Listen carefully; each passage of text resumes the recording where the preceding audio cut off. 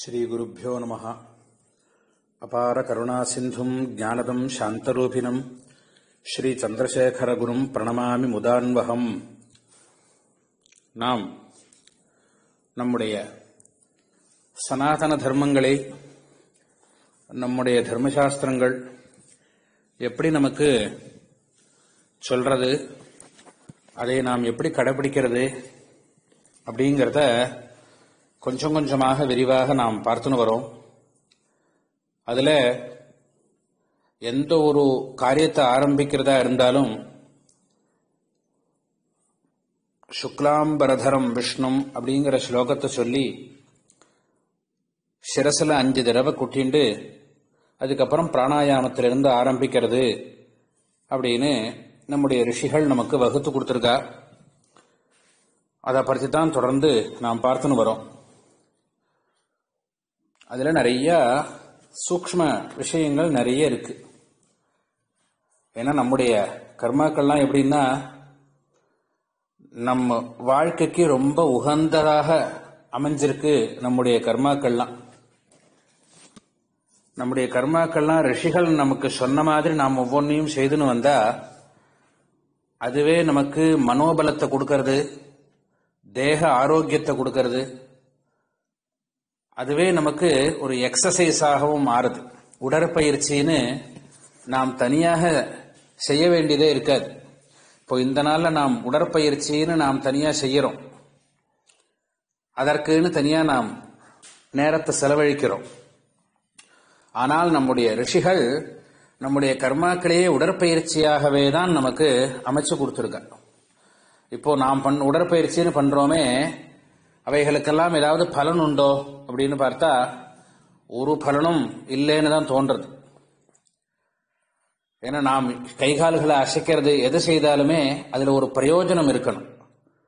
நம்முடைய சாஸ்திரம் சொல்ற பொழுது பிரயோஜனம் அனுத்திஷ்ய நமந்தோபி பிரவர்த்ததே அப்படின்னு, எந்த ஒரு பிரயோஜனமும் இல்லாமல் ஒரு காரியத்தை யாரும் செய்யப்படாது. ஒரு காரியத்தை செய்தால் அதுல நமக்கு ஒரு லாபம் இருக்கணும். அனாவசியமாக கை கால்களை ஆட்டின்ண்டே இருந்தா அது விருத்தா சேஷ்டான்னு பேர்.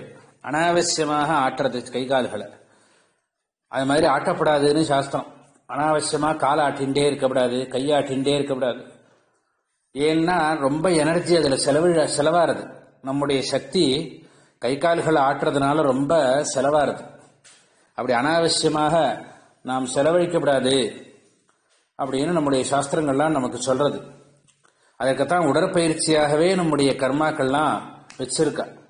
இப்போ இந்த நாளில் அதெல்லாம் சரியான முறையில் நாம் செய்யாததுனால உடற்பயிற்சின்னு தனியாக செய்யும்படியாக வருது. அந்த உடற்பயிற்சிக்குன்னு ஒரு படிப்பு, அது சொல்லிக் கொடுக்கறதுக்குன்னு டாக்டர்கள், அதுக்குன்னு ஒரு ஆஸ்பத்திரி இவ்வளோ வந்துடுத்து. அதில் பிசியோதெரப்பி இது மாதிரிலாம் சொல்கிறாங்க. அவள் சொல்கிற உடற்பயிற்சியை பார்த்தா ஆசபரம் பண்ணுற மாதிரியும், சுக்லாம்பரதரம் பண்ணுற மாதிரியும், சூரிய நமஸ்காரம் பண்ற மாதிரியும் இப்படிதான் இருக்கு அந்த உடற்பயிற்சிகள்லாம். ஆக நாம் சரியான முறையில் ஆசபரம் பண்ணினா இந்த சுக்லாம்பரதனம் பண்றது, இவைகள்லாம் சூரிய நமஸ்காரம் பண்றது, இவைகள்லாம் சரியான முறையில் பண்ணினாலே உடற்பயிற்சியாகவும் ஆயிடுறது.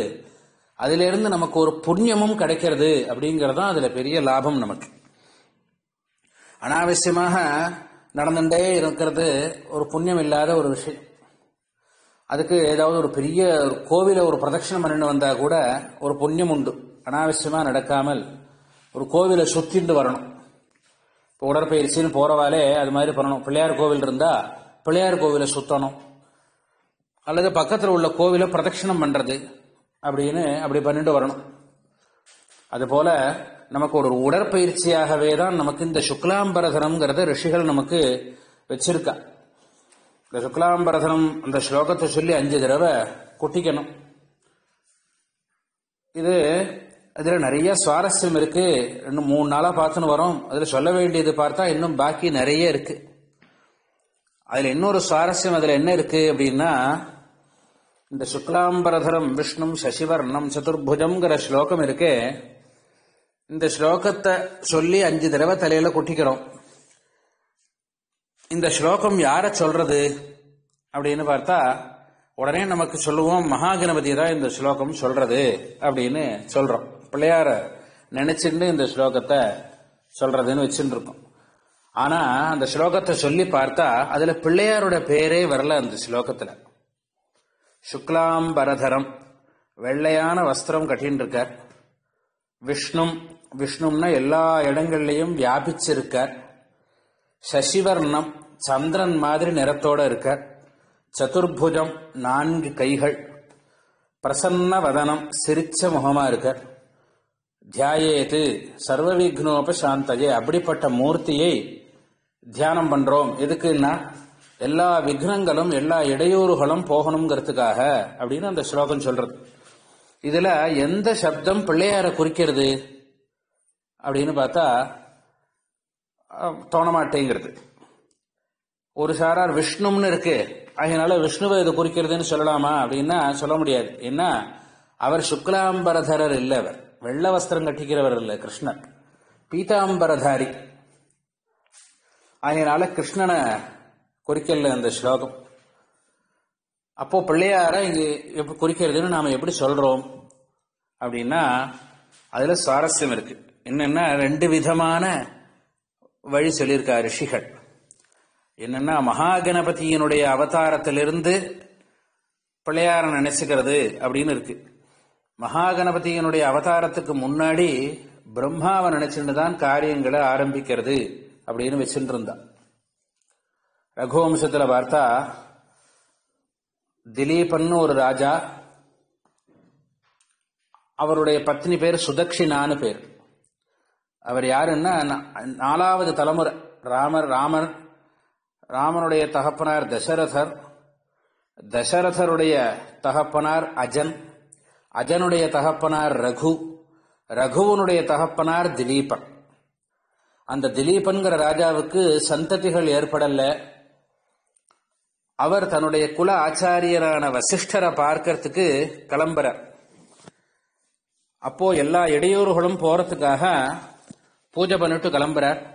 யார பூஜை பண்ணிட்டு கிளம்புறாருன்னா அதாபியர்ச்ச விதாதாரம் பிரஜதோ புத்திரகாமியா தௌதம்பதி வசிஷ்டஸ்ய குரோர் ஜக்மதுராசிரமம் அப்படின்னு ரகுவம்சத்துல வருது. காளிதாசன் சொல்றார் என்னன்னா அதாபியர்ச்ச விதாதாரம், பிரம்மாவை பூஜை பண்ணிட்டு கிளம்பினா அப்படின்னு வருதுங்க.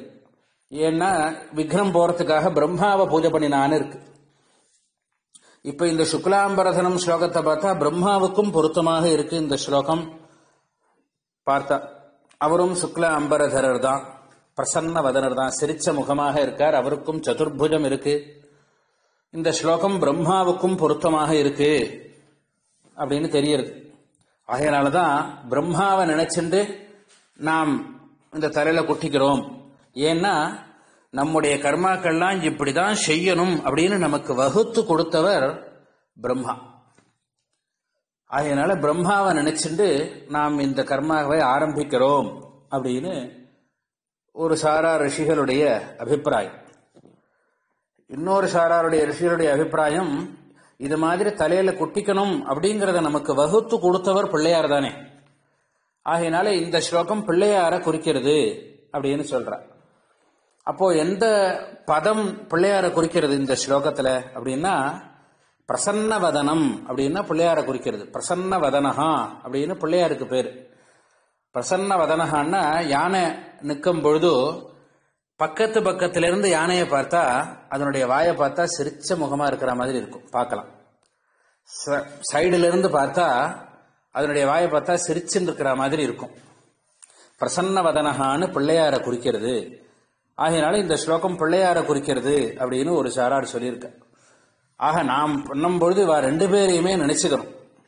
நினைச்சுட்டு தலையில குட்டிக்கணும் இந்த ஸ்லோகத்தை சொல்லி அப்படிங்கிறது தெரிகிறது. மேலும் இதில் இன்னொரு சுவாரஸ்யம் என்னன்னா இந்த சுக்லாம்பரதனம் விஷ்ணு இதை சொல்லி நாம் தலையில கொட்டிக்கிறதுனால அந்த அமிர்தஸ்ரவாங்கிற தாரை நம்முடைய மூளையில விழருது. அது நம்முடைய மூளையை ரொம்ப சுத்தம் பண்றது. அதன் மூலமாக நமக்கு ரொம்ப நிம்மதியான ஒரு நிலை நமக்கு கிடைக்கிறது, நல்ல தூக்கம் வருது அப்படின்னு இவ்வளவு தூரம் அதுல பலம் இருக்கு அப்படிங்கிறத பார்த்தோம். இதை ஒரு இடத்துல ஆராய்ச்சி பண்ணி பார்த்தா ஒரு தேசத்துல, அது என்னங்கிறத அடுத்த உபன்யாசத்துல பார்ப்போம்.